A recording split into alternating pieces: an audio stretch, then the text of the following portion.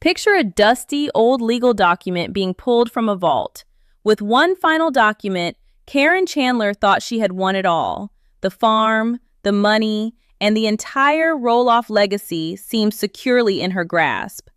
What she did not know is that Amy Roloff had already written the last page of this story a decade ago. Today, I am going to explore a massive theory circulating right now about a secret pact that proves Amy was playing four-dimensional chess while Caryn was playing checkers. There is a fascinating narrative unfolding online and within the Little People, Big World community regarding the ultimate fate of Roloff Farms. The setup for this entire situation relies on what many believe was a false victory for Caryn. Fans have been aggressively discussing rumors that Matt Roloff allegedly updated his final will and testament recently. According to these discussions, the updated documents effectively leave Caryn as the undisputed queen of the empire. This move would legally erase Amy from the farm's future and severely complicate the children's birthright. Caryn likely thought she was untouchable with this updated paperwork. When you look at how the farm has been operating over the last few years, you can see why she would feel that way. She transitioned from being an employee to being Matt's partner, and finally to being the primary decision-maker alongside him. My read on this alleged new will is that it represents everything the fans feared most. For years, viewers watched the slow and painful alienation of the Roloff children from the property they grew up on. Zach and Jeremy both made attempts to purchase portions of the farm. We all saw those tense negotiations play out on television. Matt always maintained that he wanted the farm to stay in the family, but his asking price and his conditions seemed designed to make a deal impossible. When Zach walked away feeling completely defeated, it marked a turning point in how the public viewed Matt and Caryn. Caryn was sitting in on those family negotiations, which struck a lot of viewers as highly inappropriate. It signaled a massive shift in power. The farm was no longer a family legacy. It had become a corporate asset, and Caryn was acting as the co-chair of the board. If the rumors about the updated will are true, Matt taking steps to consolidate his estate and name Caryn as the primary beneficiary makes perfect sense from his current perspective. He has spent his entire adult life building that property. He added the pirate ship, the western town, and the massive pumpkin season infrastructure. Matt has always been a visionary, but visionaries often struggle with the emotional reality of passing the torch. He might genuinely feel that Caryn is the only person who understands his vision and can manage the complexities of the estate after he is gone. By updating his will to favor her, he would legally bypass the messy disputes that would inevitably arise if the kids were left to manage the property together. Caryn would hold all the cards. The remaining Roloff claims would be effectively neutralized. But this is where the ghost from the past enters the picture. I want to take you back to the original divorce settlement between Matt and Amy. Divorcing a partner when you own a massive, highly branded family farm is incredibly complicated. It is not just about splitting bank accounts. It is about untangling decades of shared debt, intellectual property, and land deeds. When Amy eventually agreed to sell her portion of the farm to Matt, the public consensus was that she had finally given up. Viewers watched her pack up her house, agonize over the move, and eventually step away. People thought she walked away with a check and left the legacy completely in Matt's hands. I think that assumption fundamentally misunderstands who Amy Roloff is. Throughout the entire run of the show, Amy was the pragmatic anchor to Matt's chaotic dreaming. She managed the books, she managed the children, and she always thought about the long-term stability of the family. There is a deeply compelling theory gaining serious traction right now. The theory suggests that Amy, acting with incredible foresight during the buyout negotiations, quietly embedded an irrevocable clause into the foundational deed of Roloff Farms. Let us examine how this works in the context of estate law and family trusts. When a spouse sells their share of a massive estate, they do not just sign a piece of paper and walk away. They have lawyers draft extensive buyout agreements. These agreements often contain protective covenants. The speculation is that Amy included a clause stating that in the event of major financial irregularities, bankruptcy, or fraudulent corporate restructuring meant to isolate the assets, the land automatically defaults into an irrevocable trust for the grandchildren. This masterstroke makes perfect sense to me. Amy knew Matt better than anyone. She knew he was prone to taking massive financial risks to fund his projects. She also knew that his relationship with Caryn was altering his priorities. Amy's primary concern has always been her children and her grandchildren. She may have realized that she could not force Matt to sell the farm to Zach or Jeremy at a discount. What she could do was set a legal trap to ensure the farm could never be completely stolen from the bloodline through shady corporate maneuvers. If this theory is accurate, the trap has been sitting dormant for 10 years. It is a poison pill embedded deep within the property records of Washington County. A poison pill is a strategy used in corporate governance to prevent a hostile takeover. In a family estate context, it prevents one party from radically restructuring the assets to disenfranchise the rightful heirs. Amy essentially tied a tripwire to the fundamental ownership structure of the farm. As long as Matt operated the farm normally, the tripwire remained quiet. The climax of this entire saga revolves around a rumored shock in the legal proceedings surrounding the farm's future. The word online is that Caryn recently pushed Matt into a complex corporate restructuring of the farm's assets. The alleged goal of this restructuring was to squeeze out any remaining legal claims Amy or the children might have.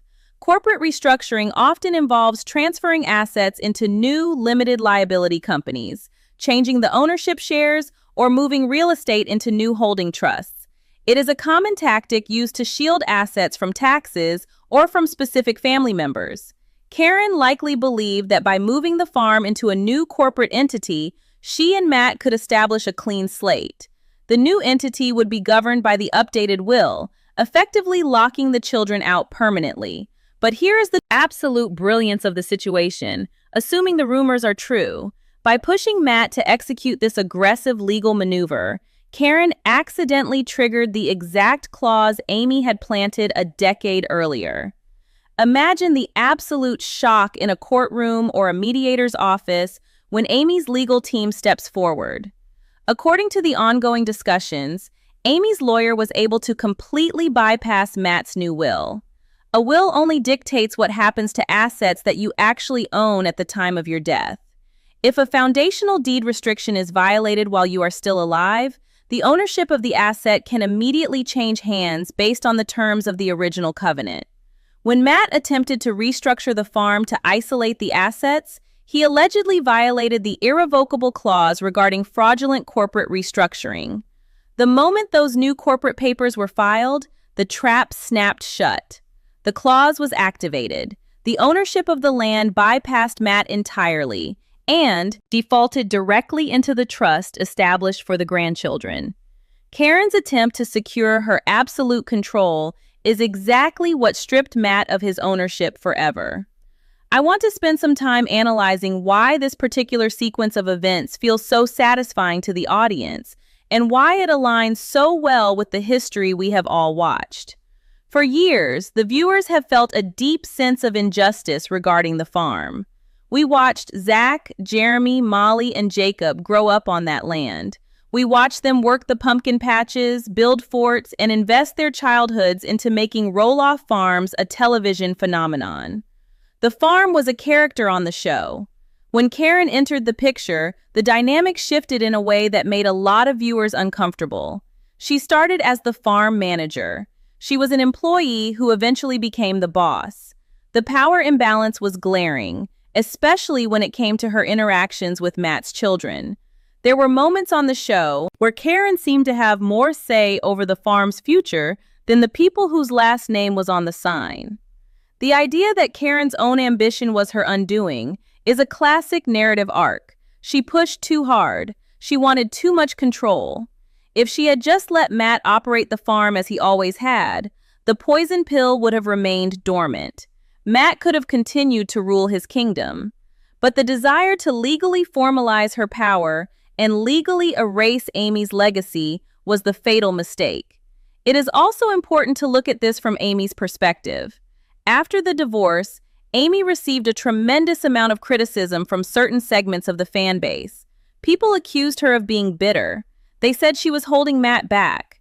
They criticized her for taking so long to move off the farm. Every time she expressed hesitation about signing documents or finalizing the buyout, the narrative was that she was just being difficult. If this secret pact theory is real, it completely rewrites Amy's entire character arc. She was not being difficult. She was being meticulous. She was sitting in lawyers' offices, refusing to sign anything until she was absolutely certain her grandchildren were protected. She absorbed all of the public criticism. She let Matt look like the forward-thinking businessman, and she let Caryn look like the victorious new partner. Amy took the hits in the press and on television because she knew she held the winning hand. I have to acknowledge the counter-arguments here. Whenever a theory like this blows up online, it is crucial to look at the other side. I could be completely wrong about this entire situation. There is a very real possibility that this is all just elaborate fan fiction created by viewers who are desperate for a happy ending for the Roloff children. What is the most charitable interpretation of Matt and Caryn's actions? It is entirely possible that Matt genuinely just wanted a clean break. Operating a massive farm is incredibly expensive and physically demanding. As Matt ages, he naturally needs to think about how to sustain himself and his partner. The corporate restructuring people are talking about might just be standard tax planning recommended by his accountants. It might not be a malicious attempt to steal the farm from the kids. It might just be an old man trying to organize his complicated finances. Furthermore, we have to consider that Caryn might genuinely just be trying to support Matt. Dealing with the fallout of a highly public divorce and the fractured relationships with his children takes a heavy emotional toll. Caryn might just be the person helping him navigate that reality. People who disagree with the mastermind theory point out that Amy seemed genuinely distressed and heartbroken during the farm sale. They argue that if she really had a secret trump card, she would not have been so emotional about leaving. There is also the legal reality of property law to consider. Irrevocable deed restrictions tied to corporate restructuring are incredibly complex to enforce. Proving that a restructuring is fraudulent or designed to isolate assets requires a massive burden of proof in civil court. A judge would have to look at Matt's business filings and determine that his primary intent was to violate the divorce settlement rather than just conduct normal business. Even if the clause exists, executing it is not as simple as snapping your fingers. It would involve a grueling, expensive legal battle. I have to wonder if Amy genuinely has the appetite for that kind of protracted warfare. She has built a beautiful new life with Chris. She seems happy. Dragging herself back into a legal battle with Matt and Caryn over a piece of land might be the last thing she actually wants to do, regardless of what the original paperwork says. We also have to think about the kids themselves. Zach and Tori have moved out of state. They have established their own property and their own lives away from the toxic environment of the farm. Jeremy and Audrey have also purchased their own farm and are building their own brand. Would they even want Roloff Farms at this point? The land carries an immense amount of emotional baggage. Receiving the farm through a hostile legal takeover might feel more like a burden than a blessing. The property taxes, the maintenance, and the constant public scrutiny might not be something the next generation is interested in dealing with anymore. Despite all of these counter-arguments, I keep coming back to the psychological profiles of the people involved. Reality television gives us a very heavily edited view of these individuals, but over 20 years, certain core traits become impossible to hide. Matt has a long, documented history of moving fast and breaking things. He routinely starts massive projects without securing the proper permits. He buys heavy machinery on a whim. He makes impulsive financial decisions because he believes he can always hustle his way out of a tight spot. Amy is the exact opposite. She is methodical. She is suspicious of fast-moving deals. She reads the fine print. When you put a fast-moving, impulsive person up against a methodical, suspicious person in a legal negotiation, the methodical person usually wins the long game. Matt's impulsivity was his greatest strength when building the farm, but it is his greatest liability in a courtroom.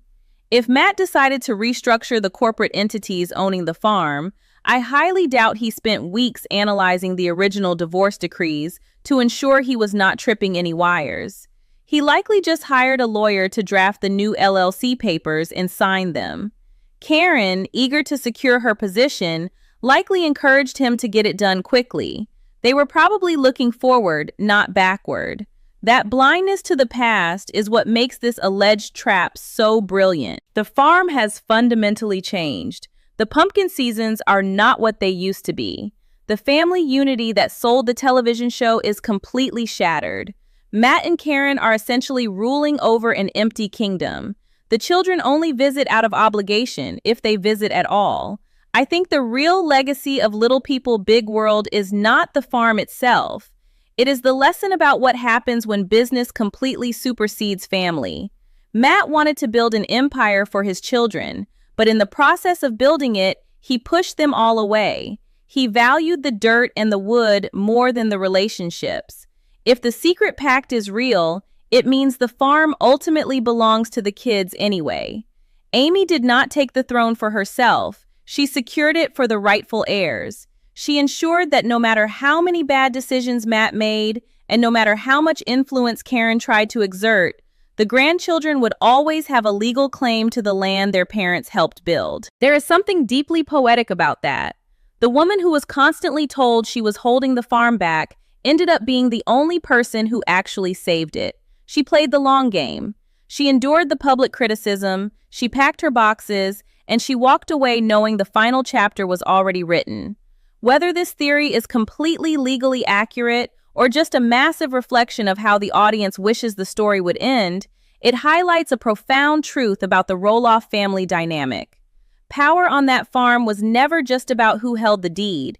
It was about who held the moral high ground. Matt and Caryn may have the big house and the golf carts, but they do not have the family. Amy's legacy is secure. She is surrounded by her children and her grandchildren. If a judge eventually hands that land over to a trust for those grandchildren, it will just be the legal validation of what we already know to be true. The farm without the family is just a piece of property, but the family without the farm is still a family.